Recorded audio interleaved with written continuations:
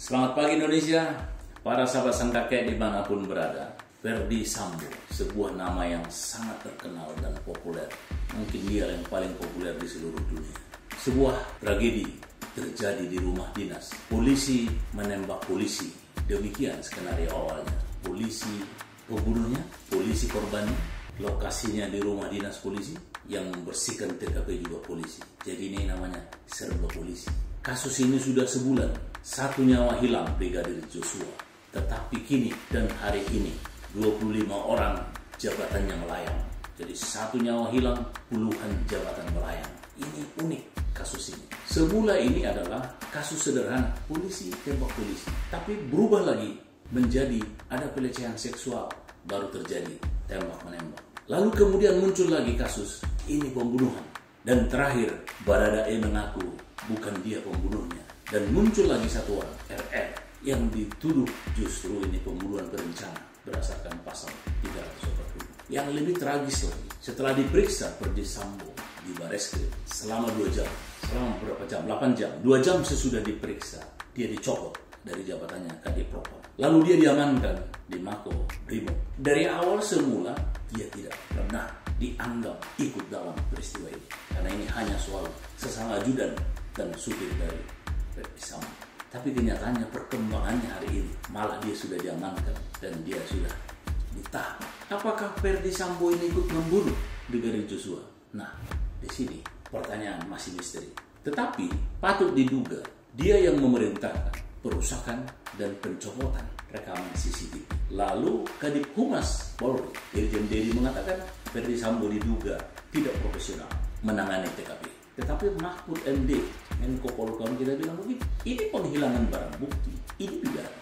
Jadi satu sisi Kadip Humas Polri mengatakan ini pelanggaran etik, Menko Polhukam Mahfud mengatakan ini adalah tindak pidana.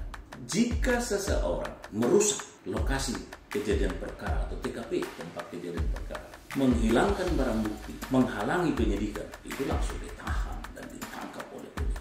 Tapi kenapa ketika ini dilakukan oleh seorang Kadipropam namanya Irjen Ferdy Sambo, lalu dikatakan ini hanya soal tidak disiplin, tidak profesional, seolah-olah hanya menyangkut etika profesi? Benarkah menghilangkan rekaman CCTV yang patut diduga menjadi bukti utama bagaimana kejadian tembak-menembak atau membunuh ini patut dikatakan hanya sebatas tidak profesional atau melanggar kode etik?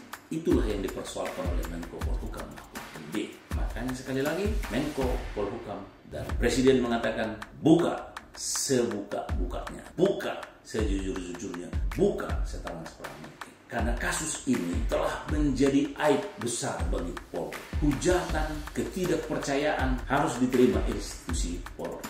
Maka patut kita berharap apa yang diperintahkan Kapolri berdasarkan instruksi Presiden supaya kasus ini dibuka siapapun. Dan ini sudah ada 3 jenderal ditahan. Wah, ini luar biasa ini kasus ini. Satu nyawa seorang brigadir ternyata membawa tsunami bagi pejabat-pejabat Polri di tingkat Mabes, mulai dari pangkat jenderal perwira sampai kepada prajurit. Akankah Ferdy Sambo ini dituntut untuk 2 hal tadi?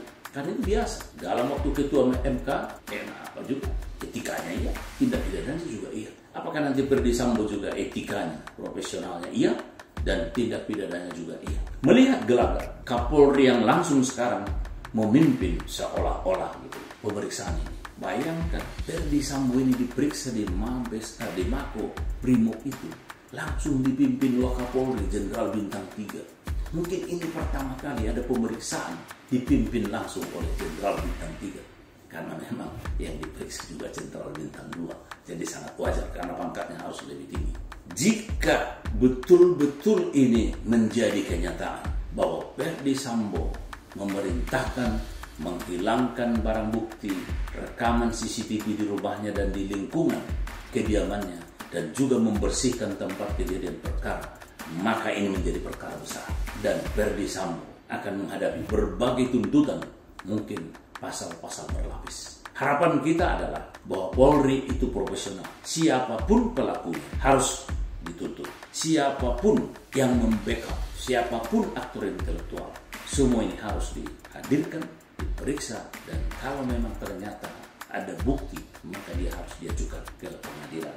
Siapapun itu, termasuk Verdi Sambo. Karena prinsip hukum kita, semua sama di hadapan hukum. Biarpun jenderal, sipil, siapapun, sama di hadapan hukum. Salah, mari hukum dan diadili secara adil, tidak juga secara semena-mena. Itulah harapan kita. Semoga Kapolri bisa membersihkan nama baik Polri dengan menuntaskan kasus kematian Brigadir J 8 Juli 2022. Kita harapkan dalam waktu singkat hal ini menjadi jelas dan clear.